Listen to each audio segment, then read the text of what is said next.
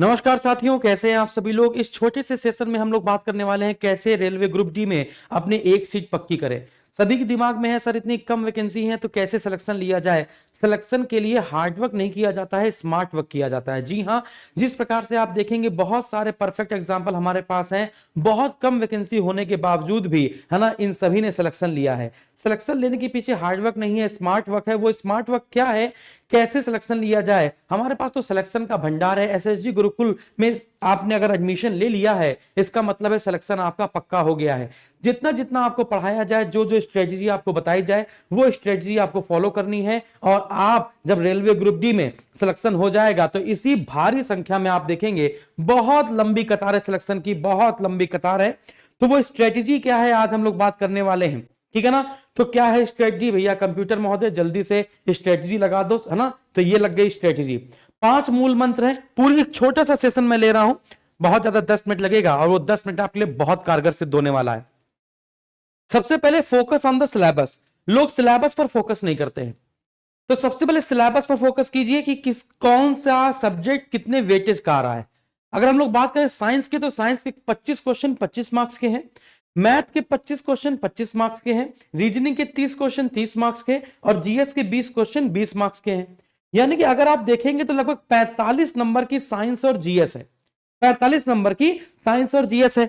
अगर हम लोग जीएस की बात करते हैं, history, geography, polity, economy, physics, chemistry, biology, current affair, static, GK, वो सब मिलाकर। लेकिन साइंस अकेले 25 नंबर अलग लेके आ रहा है, बाकी सारे सब्जेक्ट 20 नंबर के लेकर आ रहे हैं। यानी अगर आप थोड़ा सा दिमाग लगाएं, अगर आपकी जीएस बहुत मजबूत नहीं है, बहुत सारे विद्यार्थी बहुत ज्यादा जीएस पढ़ के जाते हैं फिर भी पूरे नंबर नहीं प्राप्त कर पाते और बहुत कष्ट में आते हैं। लेकिन अगर आपकी जीएस कमजोर है तो मैथ और रीजनिंग में कुछ अच्छा होगा। मैक्सिमम लोगों की रीजनिंग अच्छी होती है, तो इतना तो करके जाइए कि रीजनिंग में 30 में से 28-29 नंबर आप कर ले जाएं, है ना। अब क्या पूछा जाता है, किसका वेटेज ज्यादा है, इसके लिए आपको क्या करना पड़ेगा, इसके लिए आपको प्रीवियस ईयर पेपर को एनालिसिस करना पड़ेगा, जो कि मैंने पहले से करा रखा है। तो सबसे पहले focus on the syllabus. Syllabus को समझो कि कौन कौन से चैप्टर उसमें लिख कर आए हैं। नंबर सिस्टम लिख कर आया है, नंबर सिस्टम में कौन कौन से नंबर पूछे जा रहे हैं, रेशनल नंबर क्या है, इरेशनल नंबर क्या है ना। तो ये सारी चीजें जो जो टॉपिक लिख कर आए हैं पहले बात तो सिलेबस में, उस पर फोकस करो। ठीक है ना, क्योंकि उसको नहीं छोड़ सकते। दूसरा, अवॉइड लास्ट मिनट स्ट्रेटजी। बहुत सारे लोग अभी देखिएगा, जब रेलवे ग्रुप डी की एग्जाम डेट आ जाएगी तो एग्जाम डेट पे लोग सर्च करते हैं how to crack railway group D exam in last 10 days. अंतिम 10 दिनों में कैसे रेलवे ग्रुप डी की तैयारी करके हम सिलेक्शन पा ले। अरे भाई, ऐसे कैसे हो सकता है। इसलिए कोशिश कीजिए कि एग्जाम डेट अभी आई नहीं है तो पूरा दिमाग आप अपने सिलेबस पर लगाइए, और एग्जाम डेट आने से पहले कोशिश कीजिए कि आपका सिलेबस कंप्लीट हो जाए, और एग्जाम डेट जब आए तो आप रिवीजन करना प्रारंभ कर दें। रिवीजन रिवीजन के बाद ही मॉक टेस्ट लगाइए। लोग क्या करते हैं कि सिंधु घाटी सभ्यता पढ़ ली या नंबर सिस्टम पढ़ लिया और फुल लेंथ का मॉक टेस्ट लगा लिया। मॉक टेस्ट खराब कर लिया ना आपने। मॉक टेस्ट को ऐसे लगाइए जैसे सच में पेपर देने जा रहे हैं। बिल्कुल किसी से बातचीत मत करिए, अपने आप को एकांत अवस्था में रख लीजिए और वैसे ही नर्वस फील कीजिए जो आप एग्जाम हॉल में फील करने वाले हैं अपने कंप्यूटर के सामने, वैसे ही आपको देना है पेपर। हर मॉक टेस्ट को ऐसे ही देना है, यानी आधा दिया आधा छोड़ दिया, यही सबसे बड़ी गलती है। ठीक है ना। तो focus on the syllabus, avoid last minute strategy. वो हाई स्कूल इंटर का एग्जाम नहीं है कि अंत में पढ़ लेंगे। जैसे हाई स्कूल इंटर में हम लोग को समझाया जाता था, बेटा आए चाहे ना आए लिख कर आना। तुम लोग को हंसी भी आ रही होगी, तो वो काम आपको नहीं करना है। यहाँ पे लिख के नहीं आना, यहाँ पे टिक लगा के आना है। यहाँ पे ऐसा नहीं गलत टिक लगा दोगे तो नंबर मिलेगा मिलेगा, कट जाएगा, माइनस मार्किंग भी है, समझ रहे हैं ना। प्रैक्टिस प्रीवियस ईयर पेपर का एनालिसिस करना बहुत इंपॉर्टेंट है, जो कि हमने आपको करवा रखा है कि हिस्ट्री में, ज्योग्राफी में, पॉलिटी में, इकोनॉमी में, फिजिक्स में, केमिस्ट्री में, बायोलॉजी में, स्टैटिक, जीके में, करंट अफेयर में, नंबर सिस्टम में, एलसीएम, एचसीएफ, मेंसुरेशन, इन सब में सबसे ज्यादा कौन सा टॉपिक पूछा जाता है और कौन सा टॉपिक कम पूछा जाता है। जैसे मान के चलिए मैथ में आपको ज्योमेट्री बहुत कम आती है या ट्रिग्नोमेट्री बहुत कम आती है, तो आप जब प्रीवियस ईयर के पेपर का एनालिसिस करेंगे तो आपको पता चलेगा ट्रिग्नोमेट्री के ज्यादा क्वेश्चन आते भी नहीं है। आपने कहा सर कोऑर्डिनेट ज्योमेट्री हमें डर लगता है, तो देखा कोऑर्डिनेट ज्योमेट्री के तो rarest of the rare case में किसी किसी सेट में एक क्वेश्चन पूछा गया, है ना।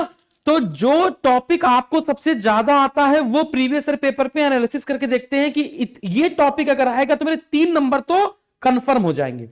तो सबसे पहले अपने वीक सब्जेक्ट को किनारे रखिए, स्ट्रॉन्ग सब्जेक्ट को किनारे रखिए। लोग क्या करते हैं, जो सब्जेक्ट उनको आता है, जो टॉपिक उनको आता है, वही सब्जेक्ट वो बार बार लेकर बैठ जाते हैं। ये सबसे बड़ी दुविधा है लोगों के साथ। अगर आपको टाइम एंड वर्क आता है तो आप बार बार टाइम एंड वर्क लगाते हैं, हर किताब से टाइम एंड वर्क लगाते हैं, लेकिन ट्रेन वाले क्वेश्चन अगर नहीं आते तो आप ट्रेन वाले क्वेश्चन लगाते ही नहीं है और सीखने की भी कोशिश नहीं करते। क्योंकि जो टॉपिक वीक होता है, जो सब्जेक्ट वीक होता है, वो आपको बोर करता है। लेकिन विश्वास मानिए, प्रैक्टिस मेक्स मैन परफेक्ट। जितना ज्यादा प्रैक्टिस करेंगे उतना ज्यादा आप सफलता की ओर अग्रसर होंगे। फिर इसके बाद मॉक टेस्ट। मॉक टेस्ट को मैंने बताया, जैसे हमने आपको 20 मॉक टेस्ट दिए, 30 मॉक टेस्ट दिए, तो 30 मॉक टेस्ट ये लास्ट टाइम के लिए रखिए। जब सिलेबस कंप्लीट हो जाए, आपका रिवीजन हो जाए। आप कुछ क्या करते हैं, सिलेबस कंप्लीट नहीं हुआ, मॉक टेस्ट लगा लिया, रिवीजन किया नहीं, मॉक टेस्ट लगा लिया। मॉक टेस्ट को गाढ़े समय के लिए बचा कर रखें, ठीक है ना। अगली बात, create a time table as per the subject. आपका जो टाइम टेबल, देखो आप हमसे पूछते हैं सर मेरा टाइम टेबल बना दीजिए। अरे भाई, हमको क्या पता आप कितने बजे सोकर उठते हैं, हमको क्या पता आप कितने बजे नहाते हैं, धोते हैं, कितने बजे आप काम पर जाते हैं, काम से आते हैं, घर की कंडीशन आपकी क्या है, सिचुएशन क्या है, मुझे नहीं पता। इसलिए बस इतना मैं कहूंगा कि कम से कम 4.5 से 5 घंटे का टाइम टेबल आप सब्जेक्ट के हिसाब से फिक्स कीजिए, जिसमें लास्ट के जो 1 घंटे होंगे या 1.5 घंटे होंगे वो आपके स्ट्रॉन्ग सब्जेक्ट के लिए होंगे, और जो बाकी 3 घंटे 3.5 घंटे हैं वो आपके वीक सब्जेक्ट के लिए होंगे। तो आप 4.5 से 5 घंटा लेके चलिए, 2 घंटे स्ट्रॉन्ग सब्जेक्ट के लिए और 3 घंटे आप अपने वीक सब्जेक्ट के लिए, या फिर 1 घंटा आप स्ट्रॉन्ग सब्जेक्ट जो आपको आता है उसके लिए और 4 घंटे अपने वीक सब्जेक्ट के लिए। वो 5 घंटे कैसे आप करते, मैं कह रहा लगातार मत बनाइए।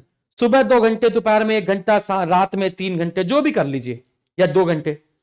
वो आपके ऊपर डिपेंड है कि आपको कैसे आपके पास समय बचता है, वो आपके ऊपर डिपेंड है। सेल्फ मोटिवेशन, अगर आपका दोस्त आपसे अच्छे नंबर ला रहा है ना, तो इसको गुस्से में मत लीजिए, इस गुस्से को पॉजिटिव एनर्जी दीजिए कि मैं इससे बेहतर कैसे कर पाऊंगा, मैं इससे बेहतर कैसे करके दिखाऊं। Self motivation. और टीचर की मेंटोरशिप बहुत इंपॉर्टेंट है। और सबसे मजेदार बात है, ये सारी चीजें एसएसजी गुरुकुल बहुत ध्यान देता है इन सब चीजों पर। इसीलिए तो ये जो फोटो आप देख पा रहे हैं ना, ये जो कम सीट में भी सिलेक्शन लेकर आते हैं वो इसीलिए लेकर आते हैं। तो ये आपको एग्जाम पैटर्न सिलेबस समझ में आ गया। अब जरा सा देखिएगा मॉक टेस्ट करने का तरीका क्या है, कि कैसे मॉक टेस्ट किया जाता है। मूल्यांकन करना बहुत जरूरी है, यानी जो भी मॉक टेस्ट हम लोग देते हैं उसका सोल्यूशन भी देते हैं, उस सोल्यूशन को पढ़ना बहुत जरूरी है। कुछ क्या करते हैं कि मॉक टेस्ट देने के बाद सोल्यूशन देखते नहीं, सोल्यूशन देखना बहुत जरूरी है। बात समझा रही, तो मूल्यांकन करना बहुत जरूरी है और अपने प्रतिशत को अनदेखा करें, है ना। अपने आप से यह प्रश्न पूछें। शुरुआत की बात बता रहा हूं, जब आपने शुरुआत के 10 मॉक टेस्ट दिए तो उनकी बात मैं बता रहा हूं कि उन 10 मॉक टेस्ट में आपको क्या करना है। लापरवाही के कारण मैंने कितनी गलतियां करी। लोग क्या करते हैं, लापरवाही करते हैं, कुछ क्वेश्चन करते हैं, कुछ क्वेश्चन सोचते हैं कि यार इसका तो यही ए आंसर होगा, वो सही से क्वेश्चन पढ़ते नहीं है और आंसर दे देते हैं। फिर उनको लगता है घर पे बैठ के दे रहे हैं, क्या ही दिक्कत है। मेरे अनुमानित उत्तर गलत क्यों थे। हर बार ऐसा होता है कि आप कहते हैं कि देखो भाई 100 में से कम 70 तो हमने सही किए थे, 70 तो हमको आते थे। पता चला तुम वो 70 करके आए थे, उन 70 में भी 5 गलत हो गए। तो जो आपको लग रहे थे जो आंसर सही थे वो भी गलत होते हैं, है ना। तो वो कैसे गलत हुए। मेरा अधिकांश समय किन, यानी कि मैक्सिमम टाइम आपने किस विषय पर दिया या किस प्रश्न पर आपको मैक्सिमम टाइम लगा। मैथ में ज्यादा टाइम लगा, साइंस में ज्यादा टाइम लगा, रीजनिंग में ज्यादा टाइम लगा, जीके जीएस में ज्यादा टाइम लगा, और वो कौन सा टॉपिक था जिसमें ज्यादा टाइम लगा, चाहे वो मैथ का हो चाहे वो रीजनिंग का हो, उसको एक जगह नोट कर लेना है। मैं किन विषयों में अच्छी तरह से जानता था और उनमें मैंने क्या गलती की। आपको रीजनिंग बहुत अच्छी आती थी, रीजनिंग में आपने 30 में से 20 ही क्वेश्चन कर पाए, 20 ही सही हो पाए। तो ओवर कॉन्फिडेंस में कौन कौन से क्वेश्चन गलत हो गए, जो आपको आता था वो कौन कौन से गलत हो गए। क्या मैंने प्रश्न सही ढंग से समझा था, पढ़ा था, इस पर आपको फोकस करना है। मैं ये कैसे निर्धारित कर सकता हूं कि मैं कौन कौन से प्रश्न छोड़ पाऊं, क्योंकि पूरे तो कर नहीं पाएंगे कि 100 में 100 कर पाऊं, और नेगेटिव मार्किंग है। इसलिए आपको ध्यान रखना है कि कौन कौन से प्रश्न ऐसे आएंगे जो आप छोड़ पाएंगे। जैसे आपको कुछ टॉपिक ऐसे होंगे जो कभी नहीं पढ़े होंगे, जो पढ़ने का मन भी नहीं करता होगा। समझ में आ गया। तो आप उसको नहीं करेंगे? या फिर कौन से टीचर ने, हमारे यहाँ टीचर ये भी बताता है कि अगर ऐसे क्वेश्चन आए तो इसको सबसे लास्ट में लगाना है, हम लोग ये बताते हैं, है ना। तो ये सब कुछ हम आपको बताते हैं। इसके बाद जब आपको मेंटोरशिप देने के लिए, जैसे मैंने यहां पे लिखा ना मेंटोरशिप, तो टीचर जो मेंटोरशिप देता है वो मेंटोरशिप हम लोग ग्रुप बनाकर देते हैं। रेलवे के हम लोग पेड चैनल और रेलवे एग्जाम गुरुकुल ऐसे करके ऐसे पेड चैनल बना देते हैं, ग्रुप डी का अलग, एनटीपीसी का अलग। फिर उनके साथ संडे संडे को मॉक टेस्ट होता है, संडे संडे को उनसे बातचीत होती है, जो विद्यार्थी कमजोर होते हैं उनको बताया जाता है, उनको मोटिवेट किया जाता है जब वो डिमोटिवेट होने लगते हैं, है ना। तो उनको मेंटोरशिप पूरी पूरी दी जाती है, जो भी नया नोटिफिकेशन आता है या फिर जो भी हम लोग मॉक टेस्ट या फिर कोई क्विज अपडेट करते हैं तो वो देते हैं। हम लोगों ने फ्री कोर्स में आप जाएंगे, फ्री टेस्ट में जाएंगे तो गुरुकुल का खजाना नाम से ऐसे बहुत सारे पॉइंट बना रखे हैं, है ना, जीके जीएस का, है ना, स्टेट स्पेशल का, हिंदी का, रीजनिंग का, मैथ का। मैथ को आपको क्वेश्चन करने फ्री में, आपको लगे कहां से प्रैक्टिस करें, सब जगह पेड पैसा मांग रहे हैं, आप आइए हमारे फ्री टेस्ट पे क्लिक कीजिए, कोई भी खजाना खोल लीजिए, है ना, जो भी सब्जेक्ट चूज करना है सब्जेक्ट चूज कीजिए, है ना, जो टॉपिक चूज करना है उस टॉपिक से आप क्वेश्चन करिए। जैसे अगर हम लोग बात करें अपने railway group D Humsafar batch की, तो आप क्या क्या करना होगा, कुछ नहीं करना, एसएसजी गुरुकुल के एप्लीकेशन में आप जाएंगे, प्ले स्टोर से डाउनलोड करेंगे। हमारा एप्लीकेशन आईफोन पर नहीं है, इसलिए गूगल के प्ले स्टोर पर जाएंगे, एसएसजी गुरुकुल लिखेंगे, साइन अप करेंगे, लॉगिन करेंगे, कुछ इस प्रकार से खुलकर आ जाएगा। ऊपर Uttar Pradesh category, Bihar category, railway category होगी, उस कैटेगरी को सेलेक्ट कर लीजिएगा। रेलवे ग्रुप डी के हम सफर बैच पर क्लिक कर लीजिएगा। बैच की फीस बिल्कुल मिनिमम है, बिल्कुल मिनिमम, है ना। आप जितनी बार चाहे उतनी बार वीडियो देख सकते हैं, जितनी बार चाहे उतनी बार मॉक टेस्ट दे सकते हैं, अनलिमिटेड मॉक टेस्ट होंगे, अनलिमिटेड क्विज होंगे, है ना, बहुत सारी चीजें। तो आपको अगर हम लोग यहाँ पर बात करें सही से बढ़िया से, जैसे मान चलिए कि हम लोगों ने रेलवे ग्रुप डी का कोर्स हम सफर बैच लॉन्च किया, तो सबसे पहले हम लोग सब्जेक्ट वाइज बुक देते हैं, है ना। यहाँ पर आप देखेंगे 5 किताबें पड़ी हुई हैं, है ना, साइंस की होगी, मैथ की होगी, रीजनिंग की होगी, जीके जीएस की होगी, करंट अफेयर्स की होगी। प्रीवियस ईयर पेपर में 10 किताबें पड़ी हुई हैं, है ना, इसमें आपके 5 किताबें वन लाइनर फैक्ट की होंगी जो प्रीवियस ईयर पेपर में आ चुके हैं, जो अन्य रेलवे द्वारा भर्ती बोर्ड द्वारा पूछे गए हैं, अपडेटेड बिल्कुल, है ना। और 5 किताबें आपकी जो प्रीवियस ईयर पेपर में हुए हैं क्वेश्चन, उन 5 किताबें वो हो जाएंगी।